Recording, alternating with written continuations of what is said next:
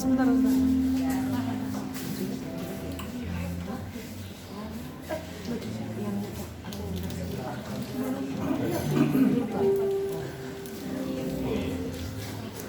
Haleluya. Shalom Bapak Ibu saudara yang kasih Tuhan. Selamat pagi, selamat kita datang lagi kepada Tuhan. Selamat kita beribadah kepada Tuhan. Kita mau bersyukur pagi hari ini bahwa kalau kita ada pada pagi hari ini, semua hanya oleh karena kemurahan Tuhan. Itu sebabnya kita mau datang bersyukur. Kita menyatakan kepada Tuhan, Tuhan Engkau baik. Kami ada karena Engkau Tuhan. Kami ada karena kemurahan-Mu saja. Mari kita bersyukur. Siapkan hati kita. Bawa yang terbaik dari dalam hati kita kepada Tuhan. Kita hidup oleh karena kemurahan Tuhan. Kita hidup karena kasih-Nya Tuhan saja. Mari kita bersaat teduh. Beri waktu untuk Tuhan berbicara, mengurapi, menyucikan setiap hati kita. Terima kasih Tuhan. Kami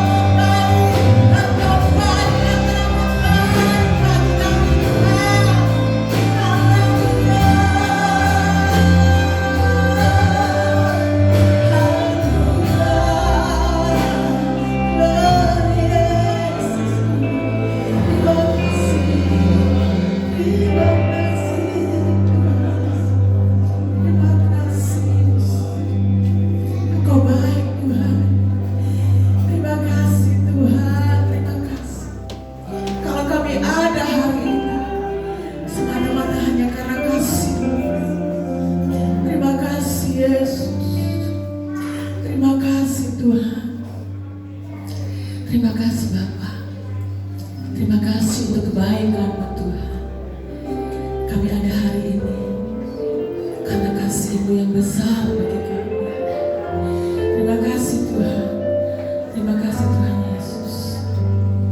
Sementara kami mau beribadah kepada-Mu, kami mau bersuka cita untuk Engkau Tuhan. Biar setiap puji-pujian kami Tuhan menyenangkan hati-Mu. Berikan kami sukacita yang besar, sukacita yang baru Tuhan.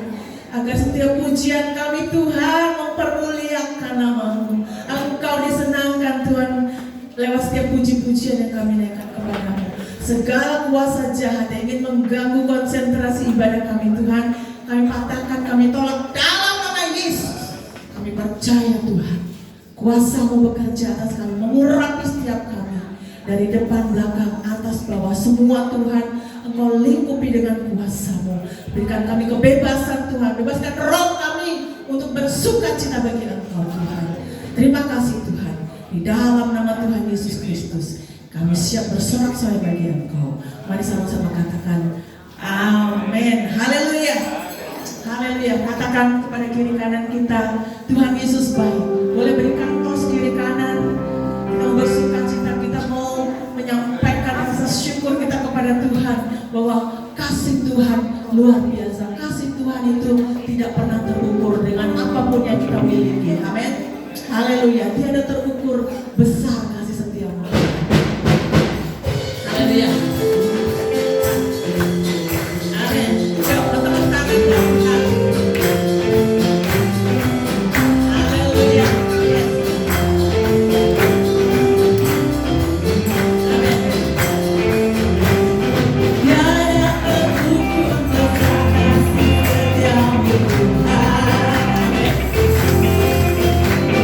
Bangga dan hebat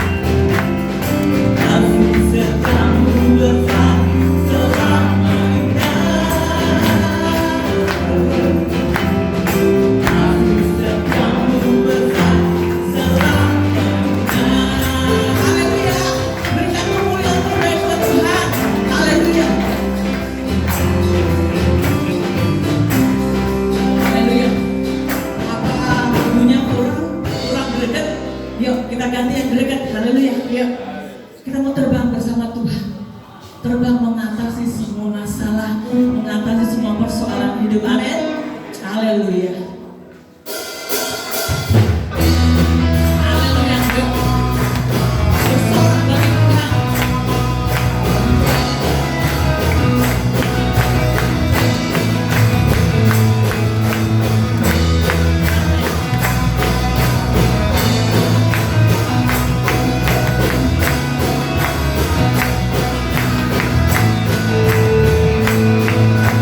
Firman Tuhan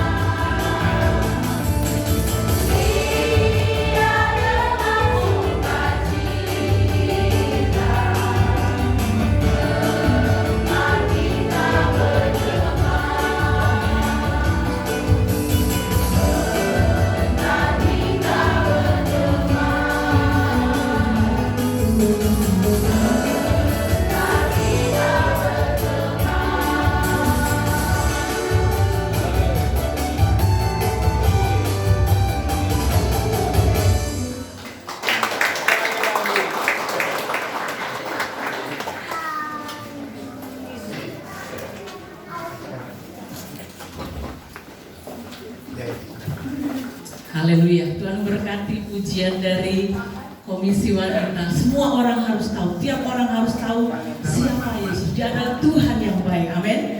Puji nama Tuhan. Kita mau datang kepada Tuhan. Kita mau siapkan kehidupan kita untuk ditaburi dengan kebenaran firman Tuhan.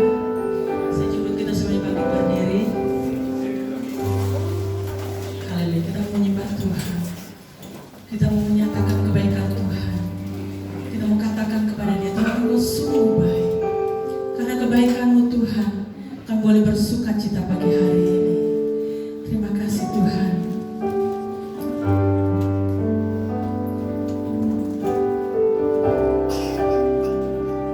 Ku cinta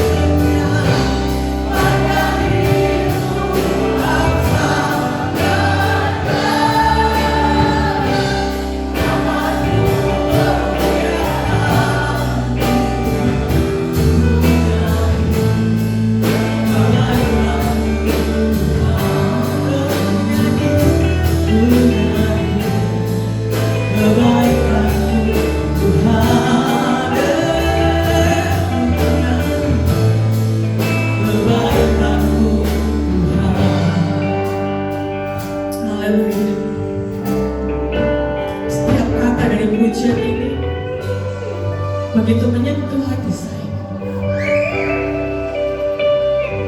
Adakah di antara kita yang juga tersentuh oleh kata-kata dari pujian?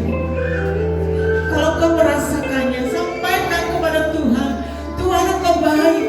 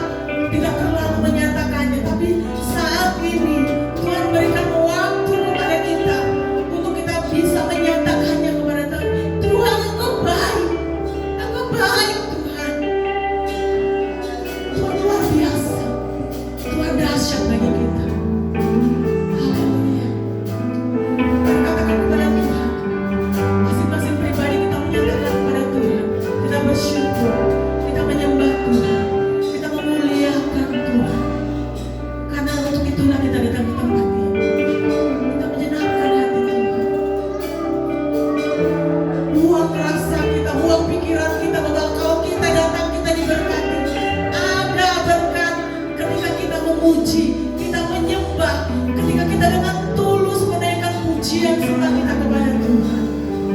Haleluya. Terima kasih Tuhan. Oh, Engkau terlalu baik bagi kami Tuhan. Terlalu ajaib, terlalu dahsyat. Haleluya. Terima kasih Tuhan. Terima kasih, saya rindu masih menyembah Tuhan. Persiapkan hati, persiapkan kehidupan kita, biar setiap firman Tuhan yang ditaburkan pada hari ini boleh benar-benar masuk, tertanam, tumbuh, dan berbuah-buah menjadi rema yang baru bagi kita, menjadi kekuatan bagi kita. Haleluya. Terima kasih Tuhan. Terima kasih Yesus. Haleluya. Terima kasih Tuhan.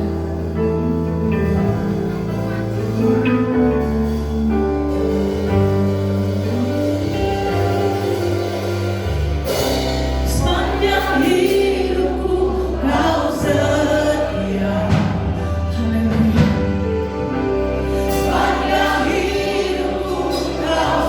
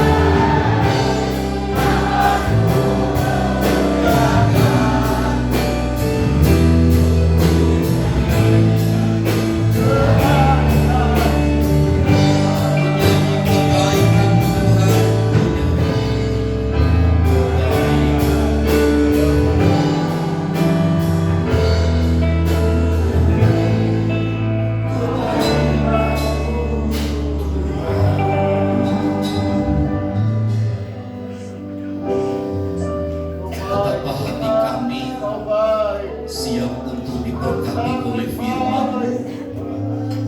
Roh Kudus, Engkau yang memberikan hikmat, Engkau yang memberi pengertian kepada kami, Engkau yang memberi pemahaman yang baik kepada kami, untuk kami dapat mengerti firman-Mu. Dan dengan kami mengerti firman-Mu, Engkau memberi kekuatan kepada kami, untuk kami hidup sesuai dengan ketetapan-ketetapan dari firman-Mu. Pakailah hamba-Mu yang penuh dengan kekurangan ini. Engkau akan memakai dengan kuat kuasa-Mu, dan berkatilah setiap kami yang mendengar dan menyimak firman-Mu. Sebab kami selalu percaya ada kuasa di dalam firman Allah yang disampaikan. Berkati pemberitaan firman-Mu dari awal sehingga selesainya. Kiranya nama Kristus yang selalu dipuji dan ditinggikan. Di dalam dan demi nama Yesus kami berdoa. Amin. Silakan duduk Bapak Ibu saudara sekalian. Salam. Sekali lagi salam. Baik, puji Tuhan. Injil Matius pasal yang ke-22 ayat 1 sampai dengan ayat yang ke-14. Bahasan kita pagi hari ini tentang perjamuan, tentang perumpamaan tentang perjamuan kawin. Mari kita baca ayat ini bergantian. Saya membaca ayat pertama, jemaat Bapak Ibu Saudara sekalian membaca ayat yang kedua, dan seterusnya. Kita akan selesaikan pembacaan ayat ini sampai kepada ayat yang ke-14. Demikian. Lalu Yesus berbicara pula dalam perumpamaan kepada mereka. Hai kerajaan surga,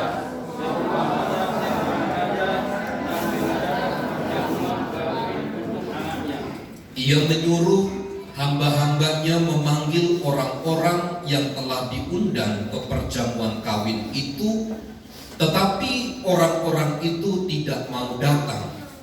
Ia menyuruh pula hamba-hamba lain, sesanya, katakanlah kepada orang-orang yang diundang itu, sesungguhnya hidangan telah disediakan, lemur jantan dan anak piaraanku telah disembelih, semuanya telah tersedia, datanglah ke perjamuan kawin ini. Tetapi orang-orang yang diundang itu tidak mengindahkannya. Ada yang pergi ke ladangnya, ada yang pergi mengurus usahanya. Dan yang lain menangkapkan hamba-hambanya itu, menyiksanya dan membunuhnya. Maka murkalah raja itu, lalu menyuruh pasukannya ke sana untuk membinasakan pembunuh-pembunuh itu dan membakar kota mereka. Sesudah itu ia berkata kepada hamba-hambanya, perjamuan kawin telah tersedia, tetapi orang-orang yang diundang tadi tidak layak begitu. Sebab itu pergilah ke persimpangan-persimpangan jalan dan undanglah setiap orang yang kamu jumpai di sana ke perjamuan kawin itu. Maka pergilah hamba-hamba itu, dan mereka mengumpulkan semua orang yang dijumpainya di jalan-jalan, orang-orang jahat dan orang-orang baik, sehingga keluarlah perjamuan kawin di kamu. Ketika raja itu masuk untuk bertemu dengan tamu-tamu itu, ia melihat seorang yang tidak berpakaian pesta. Dia berkata kepadanya, hai saudara, bagaimana engkau masuk kemari dan tidak mengenakan pakaian pesta? Tetapi orang itu diam saja. Lalu kata raja itu kepada hamba-hambanya, ikatlah kaki dan tangannya, dan campakkanlah orang itu ke dalam kegelapan yang paling gelap, dan di sanalah akan terdapat ratap dan kertak gigi. Sebab banyak yang dipanggil, tetapi sedikit yang dipilih. Puji Tuhan. Di dalam perumpamaan mengenai perjamuan kawin ini, kerajaan surga itu digambarkan sebagai sebuah tempat yang penuh dengan sukacita, seperti sebuah perayaan perkawinan yang begitu megah, sehingga semua orang yang diundang dalam pernikahan itu mereka terhanyut di dalam suasana kenikmatan, keindahan, persekutuan dari pesta itu. Saya ingat tahun 1981 bulan Juli atau Juni, ada satu pernikahan yang fenomenal. Kenapa saya katakan fenomenal? Karena yang diundang itu tidak hanya sekedar kerabat, tetapi juga pemimpin-pemimpin dunia, para presiden-presiden kenamaan dunia hadir pada waktu itu. Dan memang yang diundang khusus di dalam gereja itu ada sekitar 1.000 orang.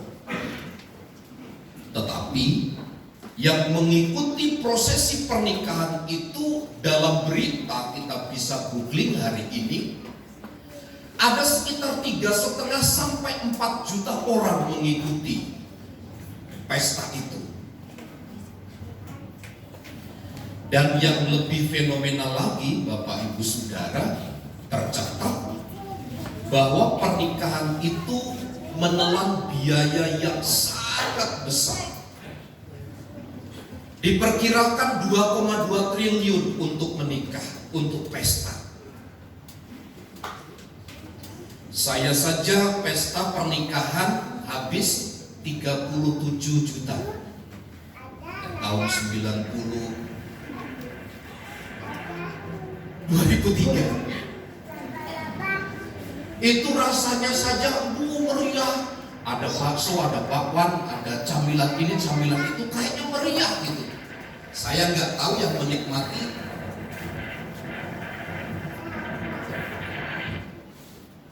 merasakan kemeriahan tidak, tetapi paling tidak saya sebagai pengantin itu menikmati gitu. Nah itu hanya 37 juta. Tapi ini 2,2 triliun. Saya membayangkan kalau dibelikan kerupuk, permata ini tenggelam gitu. Kalau dibuat beli kerupuk semua, permata itu tenggelam. Bahkan mungkin sampai ke danau itu ya. Semua penuh dengan kerupuk gitu. Artinya pesta itu begitu mewah. Pangeran Charles dengan Lady Diana begitu mewah. Dan meskipun Bapak Ibu Saudara orang tidak mendapat undangan, mereka begitu antusias ingin ikut serta gitu. Meskipun tidak pergi ke Inggris, orang berlomba-lomba menonton televisi. Di depan televisi sambil makan hidangan ya, menikmati pesta itu luar biasa. Nah itu hanya pesta di dunia Bapak Ibu Saudara.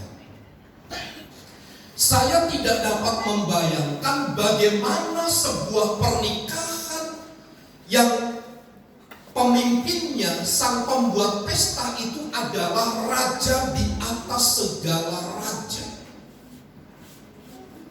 Tentu pernikahan itu menghabiskan uang yang tidak bernilai harganya. Tapi kita membaca di dalam Matius pasal 22 ini, selayaknya pernikahan itu adalah sebuah perayaan menuju kehidupan yang baru, menuju satu kemenangan yang sempurna, menuju kepada sebuah kedamaian yang abadi.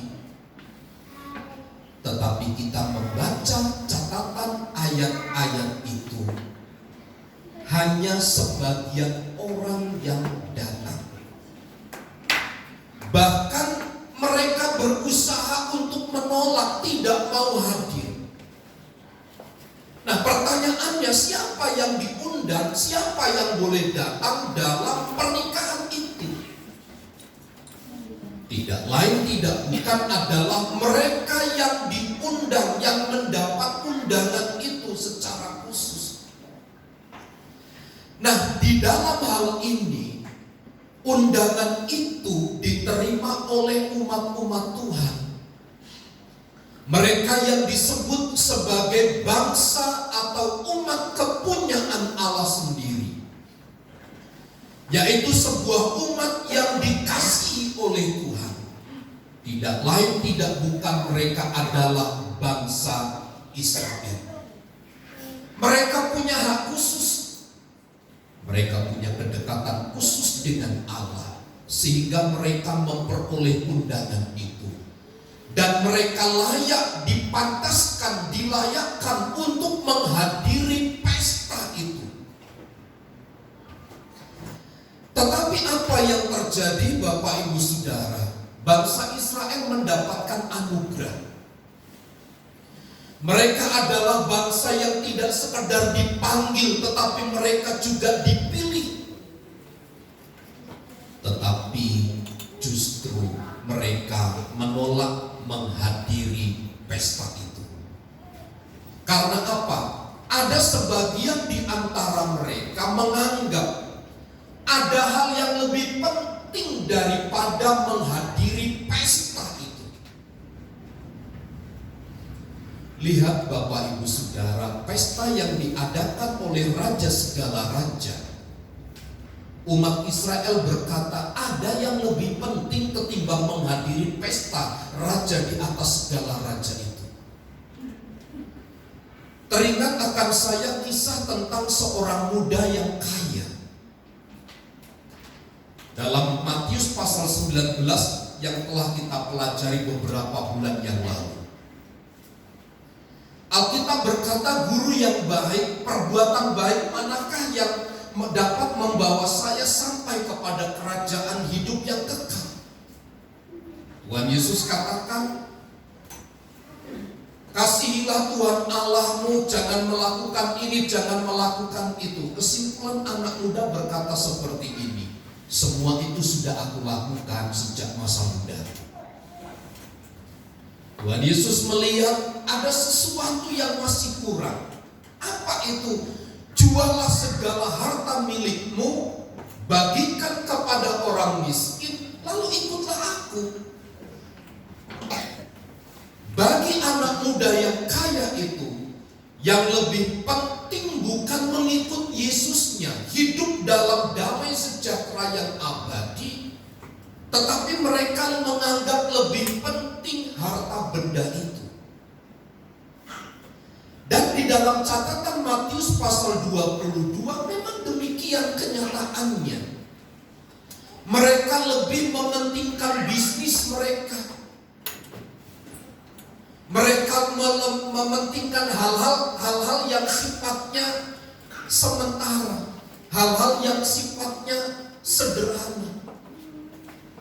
Tapi kita bisa membaca di dalam ayat-ayat itu, Bapak Ibu Saudara, justru mereka yang mendapatkan anugerah untuk masuk di dalam perayaan pesta anak domba itu, justru mereka yang mentah-mentah menolak. Mereka menghina, kata Alkitab. Mereka membunuh mereka semua, sang pengirim undangan, para hamba-hamba itu.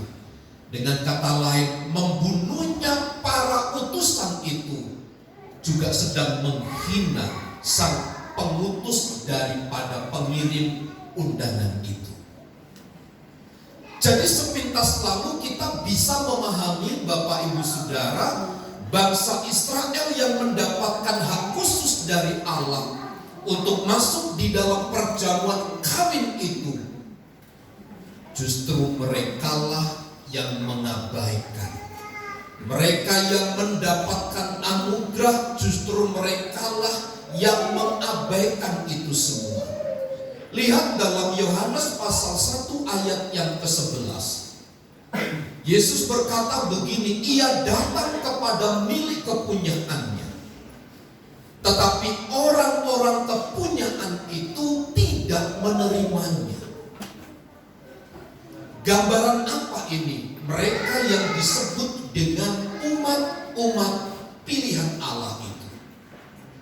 Mereka yang telah memegang undangan, yang telah memegang satu kepercayaan dari sang pemilik pesta itu.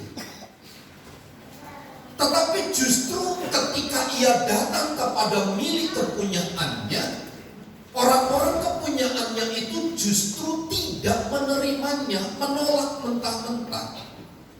Inilah respon yang kita tangkap dari ayat-ayat yang kita baca tadi. Justru mereka adalah orang-orang yang menghina. Mereka adalah orang-orang yang menolak pesta yang disediakan bagi mereka itu. Di dalam catatan ayat 3 dan ayat yang keempat, kita membaca respon para tamu undangan itu. Justru mereka sangat mengecewakan.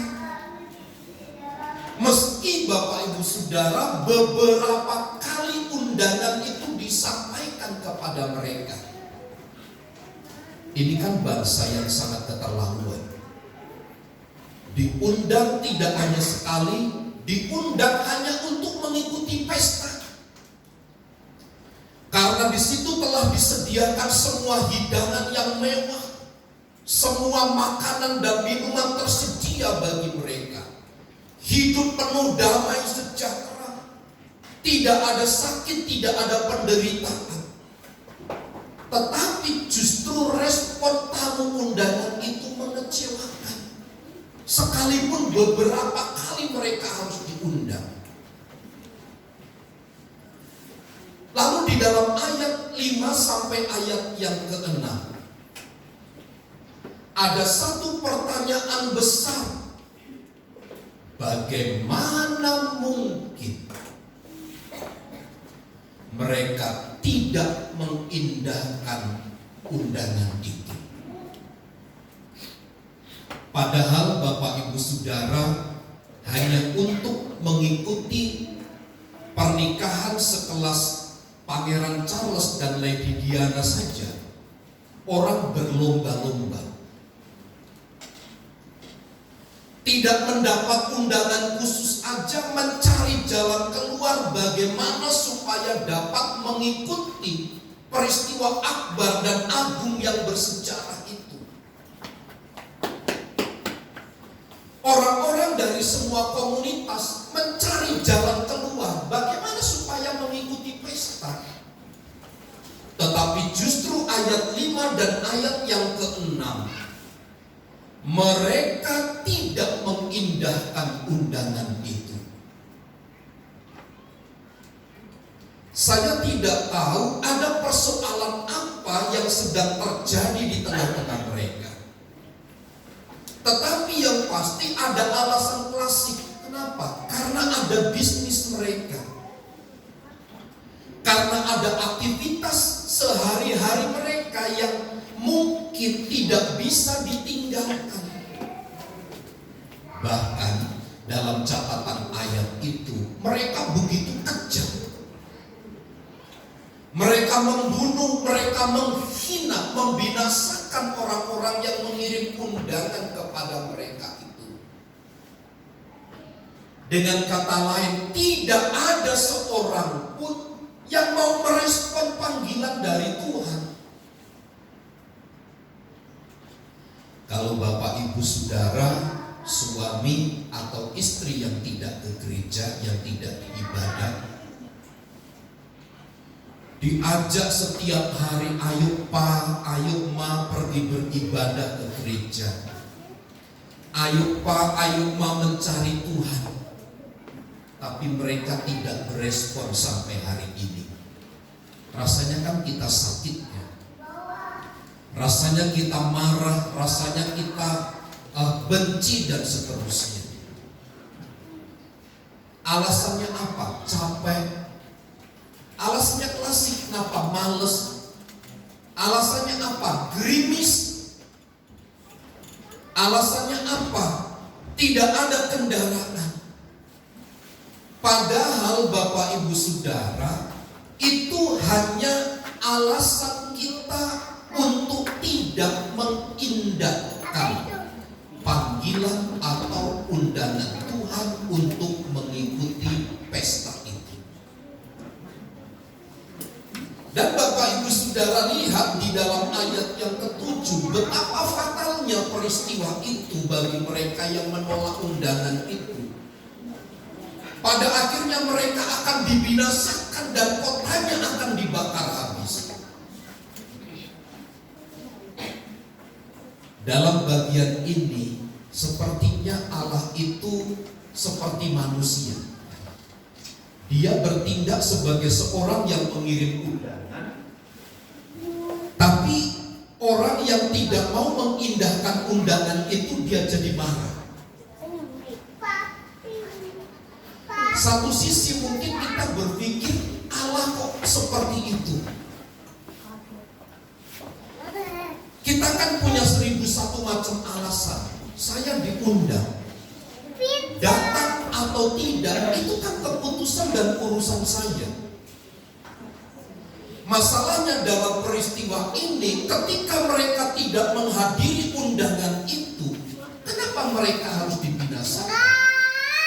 Kenapa kota mereka harus dibakar, mereka dibinasakan, ditumpas habis demikian rupa? Ingat Bapak Ibu Saudara, mereka adalah umat-umat pilihan dari Allah. Mereka yang telah makan, minum, mana sorgawi itu? Mereka yang telah menikmati kemuliaan dari Tuhan. Mereka yang telah menikmati akibat atau dampak kematiannya di kayu salib itu. Justru orang-orang yang tidak layak untuk menerima anugerah itu, mereka menganggap diri layak dengan cara menolak undangan daripada sang pemilik pesta itu. Namun kita membaca Bapak Ibu Saudara dari ayat 9 sampai ayat 10, ketidakhadiran para undangan itu tidak menghentikan pesta. Ini luar biasanya pekerjaan Allah, bahwa pesta itu akan tetap berjalan sebagaimana mestinya rencana Allah di dalam persekutuan dengan orang-orang yang percaya. Meskipun tidak ada undangan yang datang, pesta itu akan tetap berjalan. Pesta itu akan tetap dijalankan sedemikian rupa. Meskipun Bapak Ibu Saudara, mereka telah dilayakkan untuk menghadiri pesta. Kata dilayakkan itu berarti mereka tidak kompeten. Artinya mereka tidak layak untuk mengikuti pesta yang diadakan itu. Tetapi mereka diberikan hak, dibebaskan dari kesalahan untuk mengikuti pesta itu.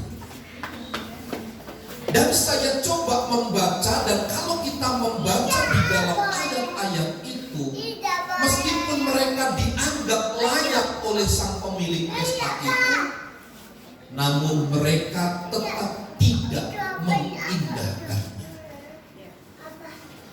Ini sebuah gambaran yang begitu krusial tentang keberadaan bangsa Israel yang disebut umat kepunyaan Allah sendiri. Mereka dianggap layak, dilayakkan oleh Tuhan, tetapi mereka membesarkan diri dan sombong serta menolak Tuhan itu sendiri.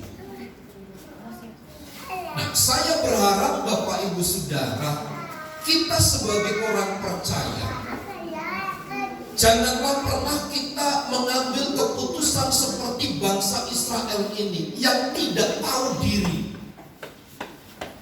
yang tidak mengerti posisinya. Ingat, kita ini adalah umat yang ditebus, umat yang dipilih oleh Allah untuk masuk di dalam perjamuan pesta anak domba. Tapi di dalam ayat 11, ayat 12 ada persoalan di tengah-tengah pesta itu. Ada orang yang tidak memakai baju pesta. Ini satu tindakan penghinaan kepada pemilik pesta. Rupanya Bapak Ibu Saudara, di Israel itu ada budaya begini. Kalau seseorang diundang untuk mengikuti pesta, maka sang pemilik pesta itu akan menyediakan pakaian. Sang pemilik pesta itu menyediakan pakaian, dan biasanya semua disediakan di satu pintu di depan. Disediakan di depan.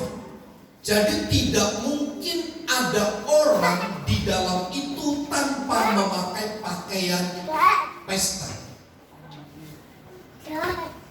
Nyatanya di dalam pernikahan ini, di dalam pesta pernikahan ini, ada orang yang memakai pakaian bukan baju pesta. Ini satu tindakan penghinaan kepada pemilik pesta. Mungkin orang ini tidak masuk melalui pintu depan, tetapi ia mungkin bisa melewati jendela. Ia mungkin bisa melewati pintu-pintu rahasia, melewati pintu belakang. Saya hanya mau pastikan begini Bapak Ibu Saudara, di dalam pesta anak domba, kita harus memakai pakaian pesta yang dikehendaki oleh sang pemilik pesta itu. Kalau kita bukan memakai dan tidak memakai baju pesta, kita sedang menghina sang pemilik pesta itu. Kita disebut sebagai penyusup. Kita akan disebut sebagai orang-orang yang menyelinap. Dan apa kata Alkitab? Orang itu harus membayar harganya. Bapak Ibu Saudara, di dalam pesta itu kita tidak boleh mengenakan pakaian-pakaian di luar dari pesta. Artinya, ketika kita masuk di dalam pesta perkawinan anak domba itu, kita harus mengenakan baju yang sesuai dengan pesta itu. Dalam pengertian begini, kita harus menanggalkan gaya hidup lama kita yang bersifat duniawi, yang bersifat sementara itu, dan kita harus mengenakan manusia baru di dalam hidup kita ini. Itulah harga yang harus dibayar. Itulah kesiapan bagi mereka yang akan masuk pesta itu. Nah, di dalam dunia ini, Bapak Ibu Saudara, kita bergereja, kita datang dalam persekutuan, kita terus mengikuti kegiatan-kegiatan ibadah. Sesungguhnya kita sedang membangun baju pesta ini, supaya baju pesta ini sesuai dengan ketentuan-ketentuan yang telah diberikan oleh sang pemilik pesta itu. Pada akhirnya kita memiliki baju yang layak untuk masuk di dalam pesta anak domba itu. Kita bukan penyusup, kita bukan orang-orang penyelinap, tetapi memang kita orang-orang yang telah dilayakkan oleh Allah untuk masuk di dalam pesta anak domba itu. Dan tragisnya di dalam ayat yang ke-13, orang-orang yang tidak memakai pakaian pesta itu, mereka harus disingkirkan. Artinya kebaikan dan anugerah dari Allah itu harus direspon dan dihargai dengan harga yang mahal. Ia menuntut satu pertobatan. Ia menuntut satu komitmen dari hidup kita untuk hidup sesuai dengan kehendak daripada Tuhan. Jangan kita menjadi orang-orang yang pesimis di dalam dunia ini, Bapak Ibu Saudara. Tapi mari kita belajar menjadi orang-orang yang optimis ketika kita melihat ke dalam diri kita. Sebab mungkin kita berkata, saya belum layak untuk menerima undangan itu. Belum saatnya saya untuk masuk di dalam pesta pernikahan anak domba itu. Tetapi dengan firman yang setiap hari kita dengar, inilah yang sedang mengikis baju lama kita. Dan sementara dikenakan, diletakkan kepada tubuh kita ini baju atau kehidupan yang baru yang sesuai dengan kehendak dari Tuhan. Ayat 1 sampai ayat yang ke-14 ini merupakan satu peringatan yang keras kepada mereka yang telah dipanggil itu. Alkitab menegaskan banyak yang dipanggil tetapi sedikit yang dipilih. Bangsa Israel mereka adalah orang-orang yang terpanggil, tetapi justru mereka menolak. Ada banyak alasan penolakan, Bapak Ibu Saudara. Bisa oleh karena bisnis, bisa oleh karena kesibukan-kesibukan, bisa oleh karena kelelahan-kelelahan tubuh karena beraktivitas. Tetapi yang pasti akan ada banyak jalan bagi kita untuk menolak masuk di dalam pernikahan anak domba itu. Dan inilah saatnya Bapak Ibu Saudara, inilah waktunya. Kemarin saya membaca postingan seorang hamba Tuhan, dia katakan begini, 2030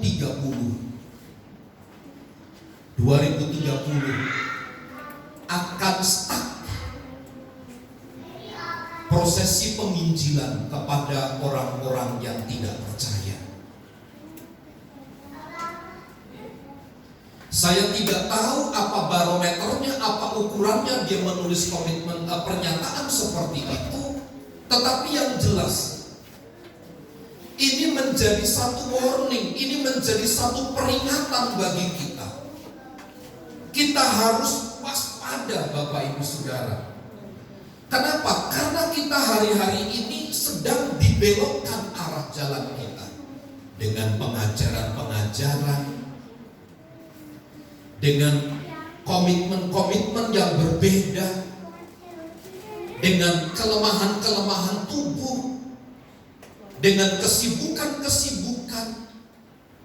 Kita lupa dan kita menganggap hal itu, penolakan itu sebagai sesuatu yang biasa. Penolakan itu sebagai sesuatu yang wajar. Seperti tadi saya katakan, ada orang memberikan undangan kepada saya mau datang atau tidak itu kan urusan saya. Masalahnya bukan urusan saya atau tidak di dalam masalah ini, karena undangan itu adalah sifatnya khusus dan hukumnya adalah wajib menghadiri. Kalau tidak masuk di dalam perjamuan kawin itu, pada akhirnya nerakalah tempat mereka. Dan inilah posisi krusialnya. Jadi Bapak Ibu Saudara, hati-hati. Jangan kita mengabaikan. Timotius berkata, jangan jauhi persekutuan-persekutuan ibadah. Latihlah terus dirimu beribadah. Kenapa? Karena kita sedang mengganti pakaian lama ini dengan pakaian yang baru, supaya pada akhirnya kita layak untuk masuk di dalam pesta perjamuan anak domba itu. Jangan abaikan, jangan tolak, tapi terimalah dengan sukacita. Nikmatilah persekutuan yang intim, yang manis dengan Tuhan. Bangun hidup kita untuk semakin indah dan menyenangkan hati Tuhan. Tuhan Yesus memberkati. Mari kita berdoa. Terima kasih untuk apa yang telah kami dengar dari berita firman-Mu pagi hari ini. Berikan kepada kami pemahaman dan pengertian yang baik. Kiranya berita firman-Mu ini menjadi satu peringatan bagi kami bersama, bahwa kami adalah orang-orang yang telah Engkau panggil. Kami adalah orang-orang yang telah Engkau pilih untuk diselamatkan. Setelah sekian lama kami berjuang meninggalkan manusia lama kami, janganlah sampai kami menjadi orang-orang yang menolak daripada pesta akhir perjalanan hidup kami. Tetapi kami ingin tetap berdiri teguh di dalam Tuhan. Ajarkan kepada kami untuk kami tetap setia, untuk kami terus memiliki komitmen yang sungguh berdiri di atas kebenaran firman Tuhan. Meskipun mungkin terlalu banyak godaan-godaan di sekitar kami yang memalingkan mata kami untuk tidak bersekutu kepada Tuhan, tetapi kebenaran-Mu ini kembali akan meneguhkan kami bahwa biarlah kami juga ikut serta di dalam perjamuan pesta anak domba itu. Pagi hari ini ampuni kekurangan dan kelemahan kami, Tuhan, yang terus membawa hidup kami untuk semakin indah, untuk semakin baik dari hari ke hari, sehingga didapatilah kami menjadi umat-umat yang ada di dalam perjamuan pesta kawin anak domba itu, Tuhan mampukan kami, Tuhan kuatkan kami untuk berdiri di dalam panggilan-Mu sesuai dengan kehendak-Mu kepada kami. Kami terima berkat firman-Mu dengan hati bersyukur. Di dalam dan demi nama Yesus, setiap kita yang percaya dan diberkati bersama katakan amin. Tuhan, Tuhan memberkati setiap firman Tuhan yang sudah disampaikan oleh Bapak Gembala. Sudah diberkati? Amin. Mari kita mau responi dengan baik setiap panggilan Tuhan, karena suatu hari kelak masa itu akan berakhir. Jangan sampai kita kehilangan kesempatan. Amin Bapak Ibu. Puji nama Tuhan. Sebentar kita akan memberikan korban persembahan kita kepada Tuhan. Saya persilakan yang bertugas.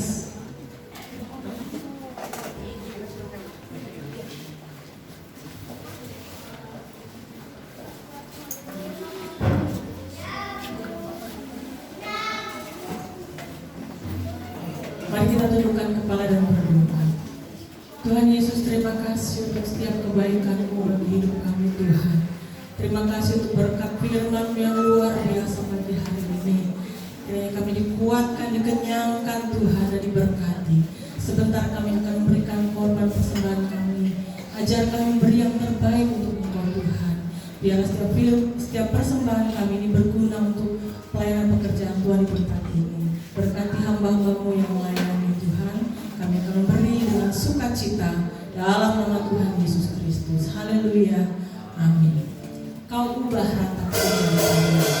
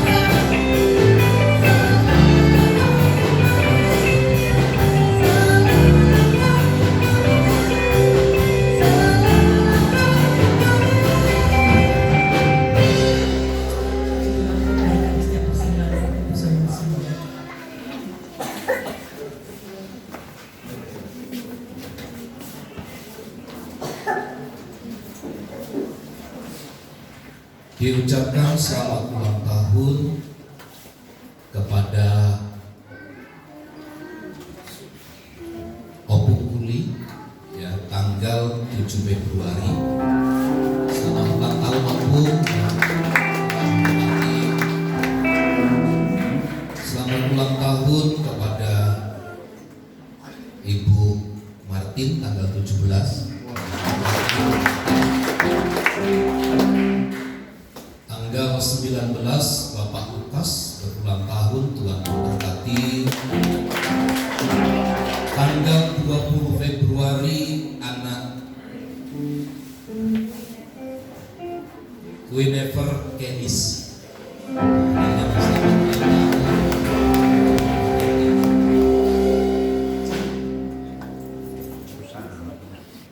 Mitra di kala duka, Bapak Ibu bisa menghubungi Ibu Simanjuntak, kemudian untuk perluasan tempat ibadah bisa menghubungi Ibu Lili.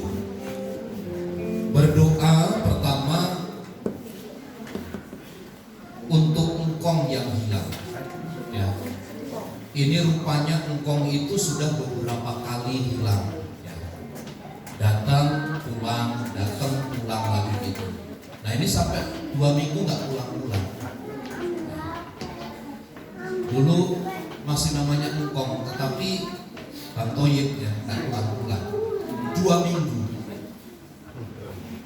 Pak Yumai kemarin cerita, saya ketemu di Regensi 2 Om, tapi saya nggak tahu kalau engkong itu akan hilang gitu. Waduh, mana lagi ketemunya?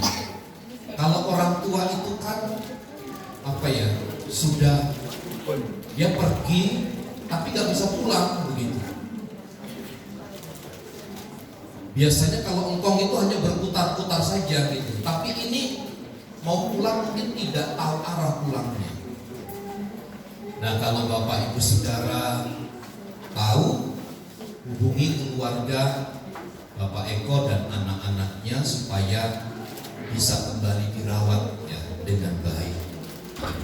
Kita berdoa bagi anak Bapak Filipus Sugito Simanjuntak, anak Joyce dan Jaden yang dirawat di rumah sakit Ibu Anak Gebang Medika ya, karena sakit pneumonia. Kita berdoa supaya Tuhan tolong kedua anak ini, supaya Tuhan memberi kesembuhan.